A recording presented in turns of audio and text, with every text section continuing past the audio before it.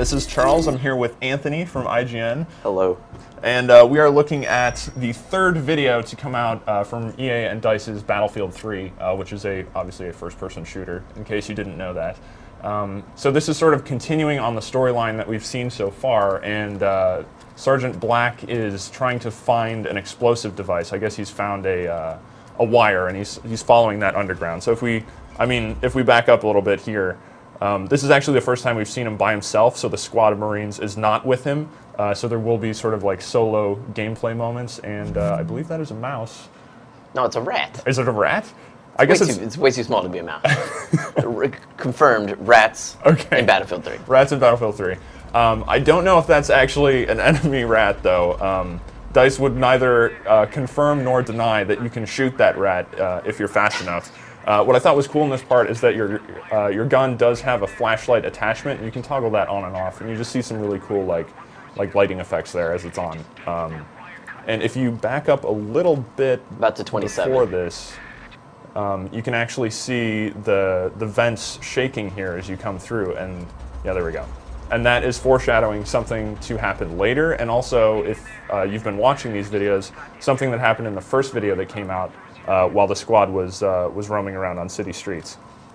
So as we drop out of the vents here, Black is going to sort of survey the scene, and on his left he will notice the wire, which is sort of going into a room over there on the left. And is the whole reason, what you've been following this whole time, yes, to come down into the building.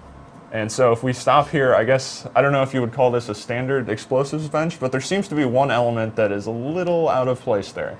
I mean, it's not. I mean, it's obviously a throwback to Battlefield 2, the pink bears, which apparently you would find in crates in Battlefield when you would shoot them apart. Yeah, it was just a little like Easter egg type of thing, and apparently this explosive expert has taken it upon himself to bring that to the next level, because I would not want to mess with those. If you look closely at the bears, there is a wick coming out of their stomachs. I mean, it wouldn't be too surprising. I mean, in past wars like Vietnam and stuff, it wasn't uncommon for things like toys to have IEDs actually placed in them.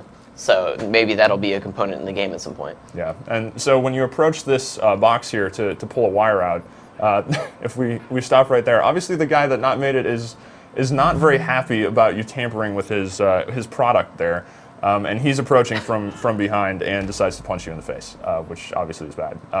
You can see on the right side of the screen little button prompts pop up, sort of similar to when you had to drag a teammate in an earlier video out of the line of fire, although these are mouse clicks. And so you're not directly controlling each punch here. This is just more of a, get through the sequence. And there is a fail state if you're not able to hit everything on time.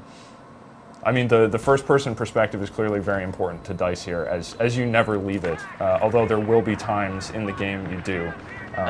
And thankfully, I mean, I don't know if you find the quick time sequences annoying, but I mean, I think that it's an okay way to handle first person combat like that, much more so than something that would feel a lot more canned than like actually having to learn some cheesy fighting system, especially if it's not going to be a component they repeat repeatedly throughout the game, Right, yeah, and it's not meant to be like, oh, this is a huge replacement for our shooting sequences. That's just a temporary type of diversion just to break up the action.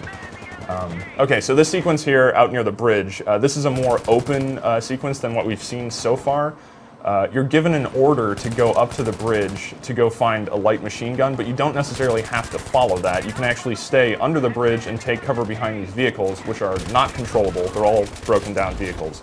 But that will be more challenging. So if you actually do decide to go up on the bridge, like we see here, and fire down from above, you can sort of do a lot more damage. You do have cover in front of you there, but that can be knocked away if people do decide to shoot you, as they tend to do. And also that gun seems to be making quite the impact on the ground below there. What did she say? Yeah, so right now you can see a lot of the destruction on the road, but you also get an idea of how inaccurate a heavy machine gun is when you're firing it full auto. Especially right there, you see the bullet spread goes kind of crazy. But in the next couple seconds, as we go prone, we see him pull out the bipod, and the bullet spread gets severely reduced. Yeah, it's a much more accurate shot there, and is able to pick off a guy who's sort of half hiding behind a van, and that car, which blows up. And basically what DICE has done is all of these cars in the sequence can be exploded, if if that's a correct term. Sorry, I was going to say, also this whole scene is just a really great example of DICE's sound design. Like, if there's one thing those guys have always done extremely well, and this continues to show it, is they make their guns sound like they are extremely powerful. Yeah. There isn't like a kill shot you can do on those cars either to blow them up. So if you do like a really well-placed gas tank shot, that's not going to blow the car up. They just have sort of a shell damage, and once you take that to a certain threshold, then the car explodes. And obviously, like once you kill enough soldiers here, you see some mounted machine gun trucks kind of rolling in the distance. One's there to the left, on the left side of the road already, and another one comes up over the horizon in just a second. Yeah, and though that may seem overwhelming, you do get some air support in this situation, which happens all the time. It's not like a helicopter sort of randomly wandered into the scene here, and it's dropping a lot of shell casings, which, according to DICE, do not pile up on the ground. Interesting little detail there. But I mean, it looks pretty awesome. And so towards the end of this video, we see an earthquake, which is kind of the wow moment. But it isn't just a wow moment. It's actually kind of integral to the storyline, though the DICE won't say exactly what's happening. But I mean, that looks. I imagine it'll be an awesome way for them to have you play through environments that you've already played through, but now they can be completely altered in a very drastically different way. Yeah, that's true. They may actually funnel you like through places you've already visited, but now it's been totally changed by the earthquake. And yeah, I guess that would give them a cool way to sort of showcase how their engine handles destruction. A few notes on the machine gun on that car. We actually see you in a vehicle in this sequence right near the end, although you can't actually control that car. That is a disabled car, and you cannot pull that heavy machine gun from the truck there. That is stuck on. Although obviously it doesn't really do you much good in the face of an earthquake. And no details on what happens to Black after this situation, but I would assume something would be my guess. And there is somehow more footage to actually look at from this game. They say the full 12-minute reveal is still coming out, so hopefully we'll get some cool new stuff to look at then. Otherwise this is definitely one of my most anticipated games of this year. I don't know about you, Anthony. No, it looks fantastic.